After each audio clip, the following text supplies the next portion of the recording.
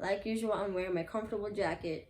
Don't say anything about it. Now you're probably wondering, what the heck is that title? That title is exactly what it is. And I'm sure you're gonna wonder and ask questions why unproductive is productive. And that is why we have our handy dandy journal here, and that's why I'm gonna be telling you in parts on why unproductive is productive. Before I start and divide this into parts, let's talk about hustle culture. I believe that's what we call it. Honestly, it kind of feels weird coming out of my mouth as if I'm not saying it correctly. So if I'm not saying it correctly, do please correct me. In hustle culture, what we like to do is hustle. So I'm gonna tell you for the first part on what hustling culture is and what we actually do to hustle. For example, let's say one of our hustles is our 9 to 5 job. It could be 10 to 6, 10 to 7, 9 to 8. Honestly, whatever it is, it's a job that takes a majority of your time. When you wake up in the morning, let's say around 8, you go straight to getting ready for your morning routine, which is showering, brushing your teeth, eating your breakfast if you do eat breakfast, because I know some of you don't eat breakfast, and then going straight to work. Then after you go to work, you're gonna be there for 8 to 9 hours of your day, which is already almost half of your day. If you don't have a 9 to 5 job, you probably have school, which let's say it would be 7 to 2, it could be 8 to 3, or it could be 9 to 4. Whether you're in middle school, high school, elementary school, or even college, your school is also your hustle. That's the first thing you go to for your day, and then the last thing you go to, because after you finish your job, which takes most of your day, you go home. Then once you go home, you feel tired, don't you? You feel exhausted, and not only do you feel physically exhausted for doing all the work you've been doing in school or your job, you also feel mentally and emotionally exhausted. Hustling and working for what you want, whether it's your school or your job, it's wonderful. It's just amazing to witness. But I'm gonna continue to the next point. And another example of the hustling is gym.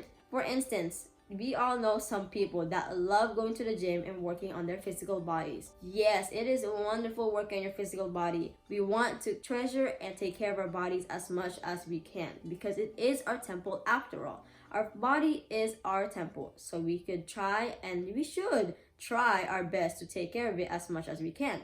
So some of the people we probably know, right on the first thing they do in the morning, other than their morning routine of brushing their teeth and taking a shower, eating breakfast, if they do eat breakfast, they would go to the gym right away. They would probably go to work afterwards, or they would probably do gym right after work because they want to do it, and they do it every day. It is truly wonderful to have a goal and set your mind to it. So for example, if your goal is to lose weight, you're going to the gym to lose weight, eating less, or just eating healthier, that is wonderful. Or if you want to gain weight and gain some muscles, you're eating more and eating more carbs, eating more protein, and going to the gym more often to lift some weights. It is so beautiful to see consistency in somebody trying to reach their goals. But let's continue to the next example, running a business. This may or may not relate to you, and even if it does or even if it doesn't, let's just hear me out, okay? So for example, I am running a small business. It's called exactly.com. I've been slacking a little bit before I started doing the social media management consistency. And I do have it in my daily routine now. I've been doing it, I believe, for at least almost a month or two on managing my social media more, at least posting once a day. But for some others, their small business are definitely not that small. So what they do at first thing in the morning is check how much they made last night. They would also do that last thing at night. And like I said, for the 3 examples that I mentioned, these are wonderful. This is beautiful to witness, and I also love to be part of that. So in hustle culture, we're all trying to reach a goal and we're trying to be consistent on it. Whether it's a 9 to 5 job, whether it's you working for your body, or whether it's you trying to promote your business as much as you can, I believe in you completely. If you have the passion to do these things, it's because you have the potential to reach it. So just keep going because you are doing great. However, although these things are productive, these things are wonderful to witness, it can also end up not being productive because if you do it too many times, or at least with no breaks, you're gonna end up being burnt out. And if you're watching this, you have ended up being burnt out at least once in your life. The thing is, once you have enough money from your 9 to 5 job, once you have that body you've been working for, and once you have that financial freedom you've been creating from your business, but you're burnt out, what's next? Do you want to keep going? Do you think your drive to keep going will be as strong as it was in the beginning? Or you think it will fade away because you're just burnt out? That is exactly why I'm saying these productivity can also be unproductive if you're not giving yourself breaks. And a lot of people that we probably know of say that rest is unproductive. Taking breaks is unproductive. No ma'am, no sir.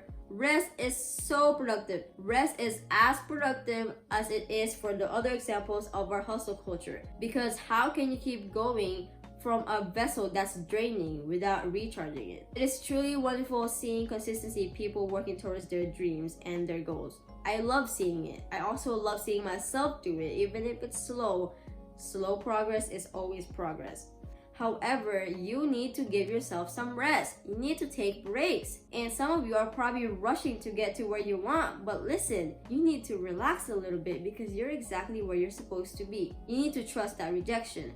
You need to trust that delay. You need to trust that postpone. You need to trust that traffic. Maybe those things that are happening that are annoying you are happening for a reason that you don't know, but it's actually for your highest self.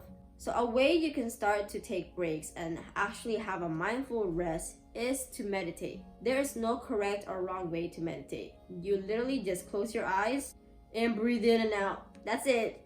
That's it. That's all you do. You breathe in and out with your eyes closed. When you have a thought and you're trying to focus in your breaths, what you do is let that thought be thought about, then just observe it pass away. The next one, which is pretty basic, but it's very important, is to sleep.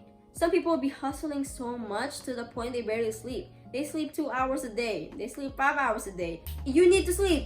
Sleeping is so important for you. And I don't even have to explain it thoroughly because we all know that sleeping is one of the most beneficial ways in keeping our health in check.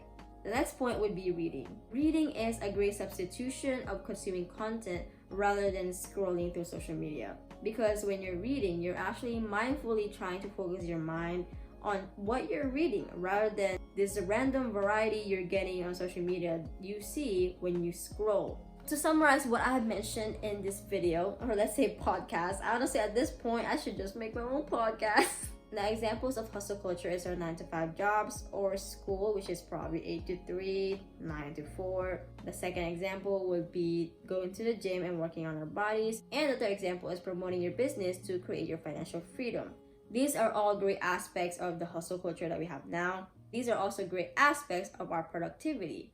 However, you need to take a break at times. And some ways you can rest is to meditate, even for a few minutes. Another example would be going to sleep early, or if that's not the option for you, is going to sleep for having 7 to 9 hours at least. And the third example of resting is to read. I am definitely so proud of you for working towards what you want if you do all these things, or if you're just grateful for what you already have, working towards what you want. You're doing wonderful. So without further ado, I want to thank you for watching this video.